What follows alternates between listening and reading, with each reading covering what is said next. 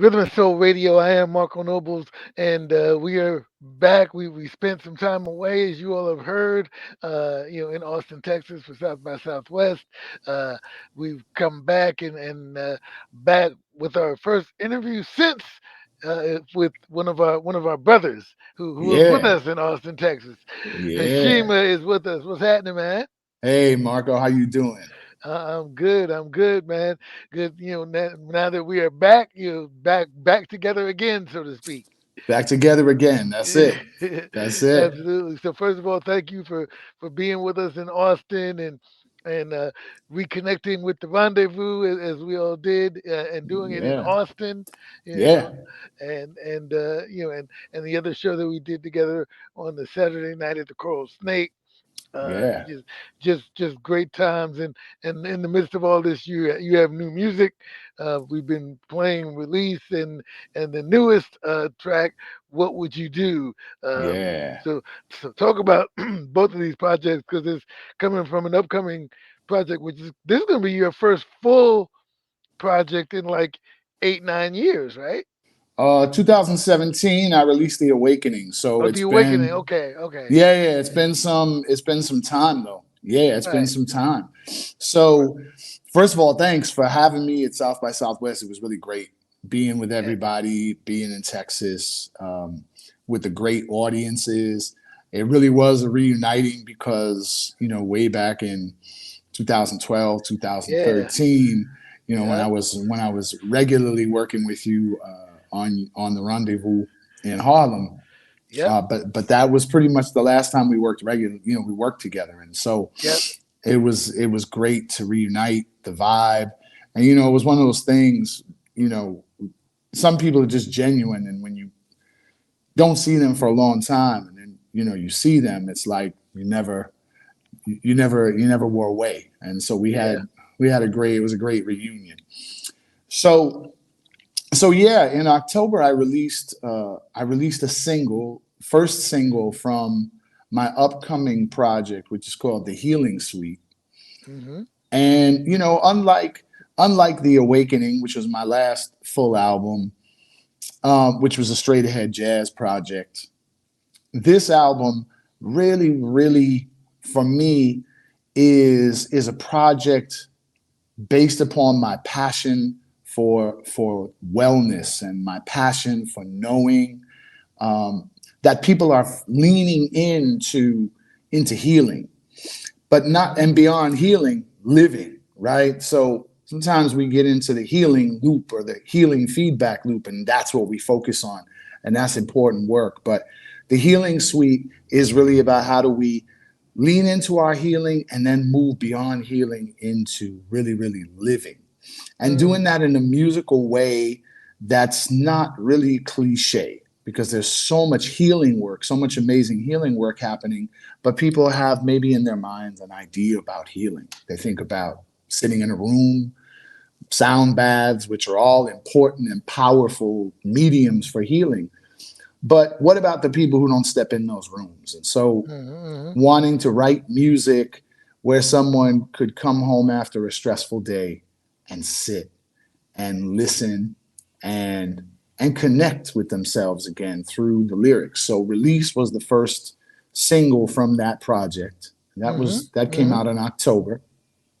And it was almost kind of like a Three Stooges skit when I would tell people, yeah, I have a new release coming out. And they'd say, what's it called? I'd say, Yeah. A release. Release. And they'd say, Yeah. okay, but what's it called? Release. So Release is just about looking deep inside Mhm. and Mhm. Mhm. understanding that all that we really need has always been inside of us. And Mhm. that if we lean into the power that we hold within ourselves, we can find the truth that we need to guide us toward being able to let go of the things that don't line up with whatever that inner truth is for us. Mhm. And then, you know, um, music for me has always been about telling stories, but it's always been about as well bringing awareness. And even though it might seem hard for a lot of people to believe in 2024 that there are people that are unaware of the realities of what people are living through, particularly in the case of my latest single, which would be Black Folks and Brown Folks, the idea of racial injustice and racial violence, right? And obviously, for centuries, people have been grappling with this question of, how do we confront injustice. And we've tried laws, and we've tried to appeal to people's moral sense. But for me, it came down to, over the past few years in particular, beginning to think about the idea of empathy, right? Hmm. Hmm. It's easy to dismiss in a fast-paced world that we live in, and in a world where, quite frankly, if people don't want to deal with things, they don't deal with things. But in Right. that type of world, it's very easy to dismiss someone else's suffering. And in a world where people shut the news off and say, well, I'm not going to watch the news because I don't want to get depressed. So they avoid dealing with reality. So I wrote, what would you do?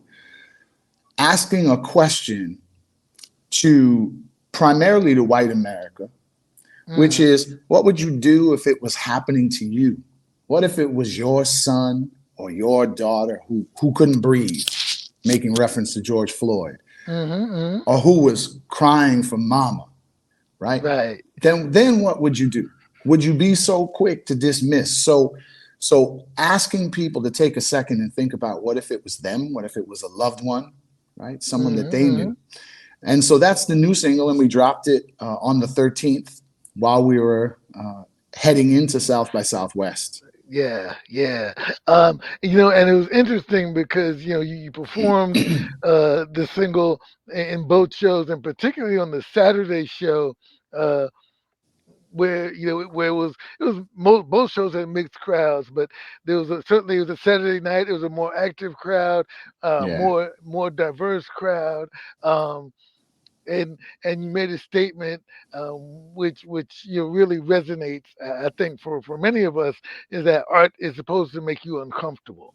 Um, absolutely. and talk about that in this space of now you're releasing this music, and it's part of the healing suite, but it's also you know there's also the contrast of there are certain things about it to to hopefully make people uncomfortable and cause a different kind of healing in that uncomfortableness. Yeah, well, Nina Simone, the great Nina Simone, always said that it was the artist's job, right, to remind us of what is happening in the world around us, to Hmm. speak about the truths of our time. And I'm sure, Marco, that you've heard it many times in your life in discussions. People say, how are we ever going to heal this problem of white supremacy and racism in our country? Hmm. And, we can't heal what we refuse to acknowledge. Right. We Right. can't, we can't, we can't stick our head in the sand. And that doesn't just apply to issues of race. That applies to anything. I mean, I kind of tell people, or I use the analogy in regard to race, and I say, if you get a nick, a cut on your finger, and you let it go, it could get infected, and that infection eventually spreads to the blood. And if it spreads to the blood, you're a goner, unless you get some Hmm. help really quick. And I think that, when we talk about the soul of America, Hmm. I think America has been on life support for a long time. I think Hmm. if we shut the machine off, America, proverbially speaking, would just transition, would just leave, right? Right. Would Right. die, because we're not dealing with the reality of what a large segment of the population in the continental United States deals with on a daily basis, the reality. And there's this disconnect, this cognitive dissonance, where people simply refuse to acknowledge what is. And in order to Hmm. move from one place to the next, we have to acknowledge where we are in order to acknowledge where, or in order to begin to move where we want to go. So, art making Yeah. us uncomfortable is, because let's face it, Marco, if you're sitting home and you're comfortable in your house and watching TV and eating some good food, and someone says, Marco, come on out to the wherever, you may not Hmm. be so inclined to want to get up off that couch after a long week. Right. Well, human beings, we if we're not uncomfortable, it's very unlikely that we're going to move from one place of consciousness or one level of consciousness to the next level. Mm. And that discomfort can only occur sometimes when things are directly in our face. And I feel like for a bicultural person like myself, but who is clearly white identifying, right? If we talk Mm. about skin color, it is even more important for someone that looks like me and that has lived the experience that I have lived to call these things out, right? Mm. Um, this isn't on people of color. And even though I'm a Puerto Rican and Italian man, again, my skin is white, and race and racism are solely based upon skin color. That's all they're based upon. Right. So being Puerto Rican doesn't um, excuse me from living with white privilege. And so it is incumbent on someone who looks like me to call this out, because I literally am a mirror for a lot of those people who just don't want to acknowledge the reality of racism and of white supremacy in our country, in our history, and in our present reality. Hmm. Now, again, we're talking with Heshima, who has the new single "What Would You Do." The other single that was released prior is released. Both singles are from the Healing Suite, which is his upcoming project. Um, and just you mentioned the last project, The Awakening, is more of a jazz project. How would you term the Healing Suite? Because you are jazz and soul, and you are a lot of Sure, different sure. genres. So how would you term the Healing Suite? I call the Healing Suite really part of a new focus for me, a genre that I'm kind of terming sonic ritual, right? Mm. because because as a person who is very aware of the long history of sound practitioners, musicians, instrumentalists, singers, composers, that long history of us being healers, right? And I often say, before there was a music industry, right? Mm-hmm. We gathered around the fire, we gathered Yeah. in people's homes. We sang songs. There was a time in American history, whether people can believe this or not, if you're not really a historian, where everybody owned some kind of musical instrument in their house, and everybody played it, even if it wasn't really well. But they Mm. played it enough to be able to accompany the stories or to lead people in song and in recitation of words, which is just another form of vibration. So even though I work in the music industry, right, and work as a professional musician and as a composer, I understand that for me, just like a corporation that operates, or a nonprofit organization that operates off a mission statement, I operate off of a mission statement. And my mission statement is that it is my mission to heal, uplift, and inspire people around the world through music. Mm. So sometimes that's going to be Heshima singing. Sometimes that's going to be Heshima playing his bass. Sometimes it's going to be both. Sometimes it's going to be Heshima writing some music that Heshima doesn't even perform on, and it's for someone else. And sometimes it's going to be me sitting in a room doing a sound bath. And Mm. sometimes it's going to be me standing on the street corner talking to somebody, trying to inspire them and uplift them. And word power, right? The power of words is frequency. So for me, anything I engage in is sonic ritual. So this is Mm. kind of the inaugural project of this new brand, or this new genre that I'm calling sonic ritual. Okay, okay. Now, it is the Healing Suite, and in many ways you want people to listen to it and be healed in some way. How has this project been healing for you as you've been putting it together? That's a great question. Well, in order to tell certain stories, it requires a certain amount of vulnerability on Mm-hmm. my part. There are things that I have not been ready to reveal about myself to the world, right? Mm. Um, as a male identified individual, there's a certain expectation about how I walk in the world and carry myself in the world. And I'm a 6 foot tall, 235-pound guy. So people form opinions about maybe what my personality is simply by the way that I walk in the world. But the idea of being vulnerable, right? As we move collectively as a society into this healing space, where people are beginning to deal with some of the traumas that they've lived in their own lives, with generational trauma and all these things. So I had to be ready to tell certain stories about myself. Mm. And I also had to be willing to make a leap and step out of that comfort zone, which is for me jazz, soul, world music. Those are comfortable things for me. I do those in my sleep, you know?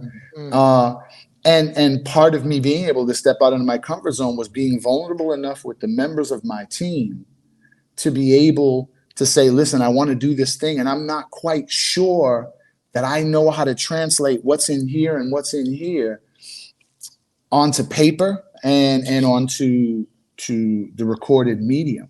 So Mm. Mm. having to lean on people to be able to say, this is too tough for me. There's a song that I just finished recording, and it's called "I Easily Release." It's another Mm. piece on the record, and it is essentially an old. It's the sound of an old spiritual, right? Mm. A Sunday morning spiritual, uh, with me singing a Vedic mantra over the top of it, right? I Mm. easily release all that I no longer need. The past is over and I'm free. And it can Mm. never, never harm me. It's hard for people to believe that someone who looks like me walking through the world, big, maybe tough looking guy to some people, is afraid of things or, Mm. or, or has been hurt by things because we don't allow ourselves to be vulnerable. And if we can't be vulnerable with ourselves, there's no way in the world we're going to be open to receiving healing Mm. from and help and assistance and support from anyone else. And we're certainly not going to be able to be available for anyone else. So the vulnerability factor has been the most notable thing for me so far in this project. Nice. It's Rhythm and Soul Radio. We're talking with Heshima. The new project is the Healing Suite. The first singles are released, and most recently, What Would You Do? Um, how can people? I know the full project isn't out yet, and there's not Right. quite a release date yet. Right. But how can people follow you and get more information and be prepared for the release date of the full project? Sure. You can follow me on Instagram at Heshima Moja Official. You can also follow me on TikTok, on Twitter, which is now X. You Right. can you can follow me on Facebook. The singles that are currently out are out on whatever platform it is that you use to stream music or buy music. And I will say this: I always encourage people, while streaming is important in our modern world, for an independent artist, you may think of it as just 99 cents, but that 99 cents times however many people decide to purchase your music can go quite a long way. Absolutely. And so whatever platform that you currently enjoy music on, whether it's Apple Music or Amazon or Tidal or Spotify, whatever, wherever it might be, please go ahead and check out the music, share the music, and also do a review. It takes 2 or 3 seconds. Just write a couple of sentences under the links so that I know that this music is resonating with you, right? Because as you noted, Marco, I haven't set an official release date, right? We're looking at the end of May, beginning of June, but I'm also allowing this project to evolve organically. And so the remaining pieces that have yet to be recorded Mm, will be influenced by how people are responding to the music, so that I'm sure that it's making the impact that I really hope and pray that it makes. right, right. Well, certainly we encourage everyone to follow Hashima, check out the music, leave reviews, as he said. You'll give feedback. I can tell you that he will certainly accept the feedback and create something based off of that feedback. I'm sure, and whatever Absolutely. that's created will be excellent because Absolutely. that's who he is. Man, thank you so much. Thank you, Marco. Appreciate you, man. More to do, more to do. More It to won't do. it won't be such a long time between working together again. I hope not. I hope not. Yeah. Yeah. And of course, we got to play "What Would You Do?" Rhythm and Soul Radio, Hashima, the brand new single. What would you do?